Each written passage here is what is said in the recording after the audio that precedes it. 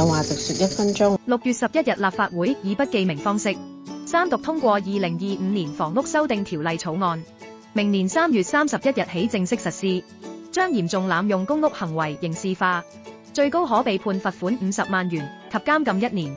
條例亦賦權相關人員可要求疑似違規人士提供身份證明，並延長部分罪行的檢控時效。此修例可被視為加強打擊公屋濫用行為的重要一步，既能有效壓制濫用現象，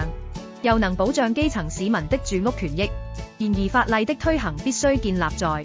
有效執法和宣傳教育的基礎上，才能真正發揮其作用。公屋資源是社會上最基礎的公共財產之一，旨在協助基層市民解決住屋問題。近年來濫用公屋的現象卻屢見不鮮，直接侵蝕了基層市民的住屋機會，甚至影響輪候公屋的公平性。每一宗濫用個案都意味着一個基層家庭被剝奪住屋的機會。過去由於相關條例缺乏阻嚇力，違規成本過低，導致濫用行為屢禁不止。此次修例不僅提高了違規行為的法律風險，也明確了非法出租及經營的刑事責任，讓法例成為一隻真正有牙的老虎，更有效地捍衛公共資源，保障基層市民的住屋需求。儘管修例的原意在於打擊嚴重濫用行為，但執法過程需特別注意情理兼備，